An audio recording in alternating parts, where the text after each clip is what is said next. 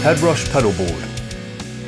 Headrush entered the modelling digital effects market in 2017 as a brand new company. Their technology and their modelling was based on the Avid 11 rack, which was a fairly decent rack-mounted modelling and guitar effects processor unit. When it was released, the unit was met with positive reviews, mainly around the quality of the user interface, the ease of use, and the quality of the sounds that came from it. Criticisms were levelled at the product for somewhat limited options compared to the competition. Certainly I have found that the choice of signal paths and rigs that you can have, whilst there is a good selection, it's not quite as flexible as something like the Helix.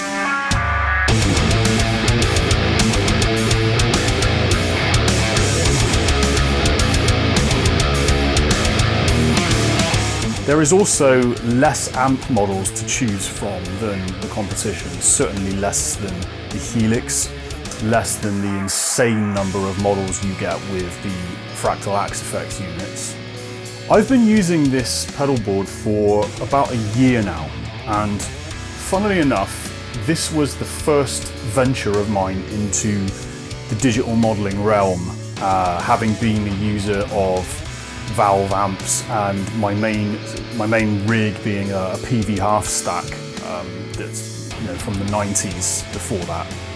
So I was very cautious about moving into digital modelling. I took one of my own guitars down to my local music store and sat for an hour or so playing with the display Headrush Pedalboard, and one thing that is a kind of a decider for me when I buy digital modelling units is kind of how long it takes me to get a tone I like out of it. If it takes me fucking forever, it's not usually a good sign, to be honest. Certainly I have found with something like the Kemper, for example, when I tried my friend's Kemper profiling unit, the tones I got out of it were great within about 5 minutes. Downloaded, I think it was a Keith Merrow preset, tweaked the EQ a little bit, and I was happy, away I went. The Helix unit took me months, honestly, to get a tone I was happy with out of it. I think a lot of the issues there are due to the built-in cab sims with that unit just being really quite muffled, and they're just not that convincing. Now, the Headrush unit, I was able to get a decent metal tone out of it really, really quickly.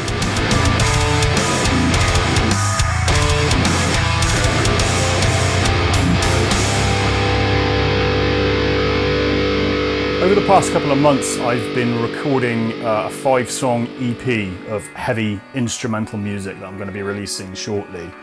And being the owner of a Headrush pedalboard, but also a full Helix rack, my options were pretty open to me in terms of using a digital modeler going direct for recording to get a nice consistent sound. Having to come back and record 2 weeks, 3 weeks later would have been a nightmare if I was miking up cabs, having to make sure that nothing's been knocked, nothing's changed, and that kind of thing. So, what's made me stick with the Headrush pedalboard? Because all I've used is this pedalboard for recording the full 5 tracks, and the full 5 tracks is, yeah, it's heavy metal, but there's lots of clean stuff in there. The only thing I have used the Helix for is some clean tracks, just extra bits on top, like some piezo simulated stuff, and that's it. Everything else has been the Headrush pedalboard. So whilst I understand that the criticism leveled at Headrush is that the options are a bit more limited in terms of amp models and signal chain, I actually feel like the quality of the amp modelling in this unit is kind of underrated. I feel like it's superior to the Helix, despite the fact the Helix has a ton of different amp models. It's an intangible thing that some people may disagree with, but to me, having played this unit for a year and also having had a Helix for a good part of 7-8 months now, there is something about the amp modelling in this that just responds a bit more genuinely, and the way the amps saturate and everything, it's just a little bit crisper and a little bit more oomphy and a little bit more, you get that kind of a little bit more bloom in the notes, a little bit more kind of preamp overload that kind of builds. I don't know what it is, But, you know, I'll go months playing through my Helix and then I'll go back to the Headrush thinking, you know what, I'll have a blast with the Headrush, and I'll be like, shit, I forgot how good this thing sounds. It certainly has more DSP than the Helix. So whether that then is the reason that I find the fidelity of the sound out of this is superior, I don't know. I certainly feel the sound is crisper and of higher quality, especially once you get into heavily effects-laden stuff. But options limitations aside, this is a great unit, and so much has been said about the user interface. I can't praise it enough. The touch screen, it's just a joy to use. It really is. And you can't say that about many digital amp modeling products. They're a real fucking hassle, a lot of them. You know, certainly having used the Kemper software, the desktop software, is a bit of a nightmare. It's not easy to use, it's kind of laggy and stuff like that. This is just like using an iPad. It's just as intuitive, it's just as good. The screen is proper HD. So what I wanted to do with this video is show you the rig I've been using to record all my heavy and clean stuff. There's a free download included in the description of this video for all you Headrush users, which includes the impulse response I've been using as well, which is the impulse response of, I believe it's an oversized Mesa cab with vintage 30s. I'm going to go through the signal chain, how I've set up snapshots. So I have a heavy and a clean sound, which means rather than having to change between patches and experiencing just a little bit of a delay like you do with all modelers, I have a snapshot for clean and a snapshot for heavy, which is instantaneous. And I've used this not only for recording, but I've used this for live performances, rehearsals, and it's worked fantastically well running through an FRFR cab.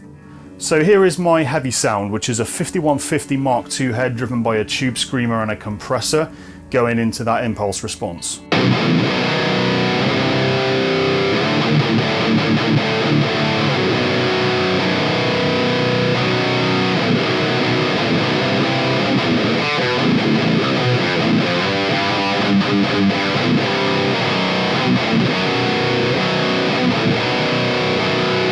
Pretty damn heavy, right? Within that rig, here's the snapshot I use for clean.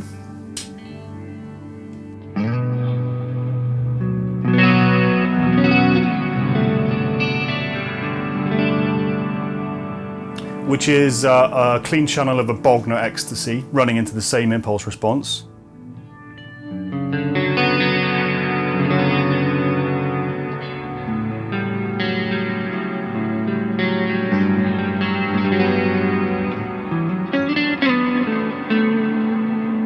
With some nice ambient kind of wetness going on there. So let me break down what's going on with this rig, how I've set it up, and how you can use it as well. So you can see here that I've set up snapshots, one called heavy, one called clean, very self-explanatory. So if we tap that, you can see all the blocks change to the 5150. If we tap the clean, you can see it all changes to my clean tone, which has got all sorts of ambient stuff on there. I've got a chorus, a shimmer, a delay, a reverb, you know, all kinds of like ambient swimminess going on there. So let's start with the heavy. So the great thing about the Headrush Pedalboard is that every single individual pedal amp cab can have presets saved within it, which is something that the Helix doesn't have, and I really miss it actually when I use the Helix. So for example, if we go into graphic equalizer, so the options are all here on the right hand side, which correspond to, you know, these knobs. You can change it however you want. You can also change these hands free as well, which is great. But here's the preset menu, which is awesome. Not only are you able to save presets for this particular pedal, it comes with a load of them already preloaded, which again is like going back to what I said about how fast can I get a tone I like out of this thing. That really helps. So you can see within this list that I've saved a 5150 preset for that particular EQ. So the way snapshots work is you assign presets for each individual block to a snapshot. So when I press the heavy pedal, it instantly changes whatever the blocks are, but it also goes to the preset I've set up within those blocks, which is awesome. So if we go into hardware assign, you can see that the two scenes we just spoke about are down there. So if we go into edit on one of those, Now you can see what's happening when I press the heavy pedal, exactly what presets are showing up. So looking at the EQ, you can see 5150 right there. So all you need to do to change any of this is just go into that particular block, choose the preset from the list, and away you go. It's that simple. You know, again, you can select on or off. So if we look at all the ambient-y stuff I've got going on, shimmer, air delay, reverb, which is for my clean, they're all switched off because we've onto the heavy sound. So if we go back and then go into the clean sound, the same thing again. You can see what models are being used, you can see what blocks are switched on and which ones are switched off as well. I've found this to be honestly the most straightforward way of setting up snapshots. It's way more intuitive than the Helix system, which honestly I still haven't figured out. I still haven't figured out how to assign it to the Helix Control 4 pedal or anything like that.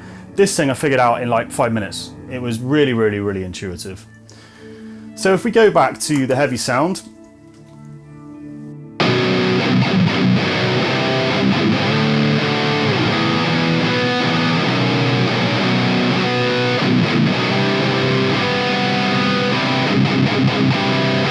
so this is what I use live. It's just a pretty straightforward signal chain, compressor, overdrive, noise gate, the amp head, a little bit of post EQ, and a delay straight into the IR. The IR doesn't have that much of a high cut on it, which is something else I found with the Headrush Pedalboard. I don't find I need to high cut as much to get rid of harshness, which again, I don't know if that's because the amp modeling is better or maybe it's just voiced in a certain way. But I've only high cut down to 13K, and when I blast this at high volumes, it sounds nice, there's no harshness. I find with the Helix that I have to high cut down to 7-8K usually with my high gain rigs. So moving on to the clean, as I said, we're using a Bogner Ecstasy head on the clean channel, which is lovely.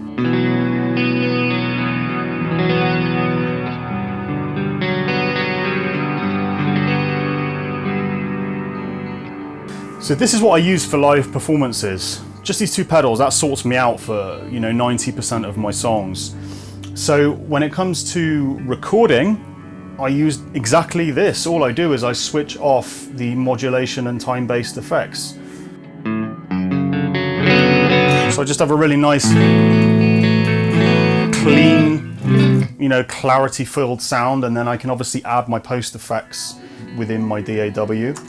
So with the heavy, it's exactly the same again for recording. All I do is I put the gain down to 50%. It's always best practice to record with slightly less gain than you would live, just because it makes a cleaner sound when you come to multi-track. So this is the raw recorded sound.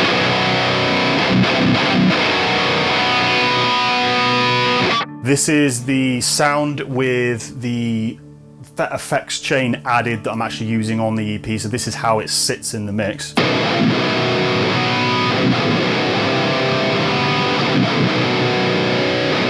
So I really haven't like messed with it that much, like I've just EQ'd it and scooped a little bit and high cut, low cut, a little bit of compression, a delay, boom, away you go. And the track that has introed this video, all recorded with Headrush tones. So that is the rig, and I've used that for all the songs on my 5-track EP, and you know, to be honest with you, I'm quite happy to keep this unit purely to use it for recording, because I'm so happy with the tones and the sounds I get out of it. I've recorded several different demos with the Helix, and I've had mixed results, to be honest. Sometimes I've been really happy with the tone, sometimes I haven't. I've had issues where phantom power has been left on my interface and it's caused a shitload of noise, whereas it doesn't with the Headrush. It obviously has some type of voltage protection. These pedal boards are available super cheap now, second hand, between £600 and £700 at the time of doing this video, which is like, that's a steal, man. Like, for what you get, you know, the interface, the quality of the build, the quality of the amp modeling as well. These things really are just great bang for buck. And this is a gig ready, recording ready rig that I have been using for a year now, and I'm really happy with it. So please don't forget to grab the free download of this exact rig with the impulse response in the description of this video.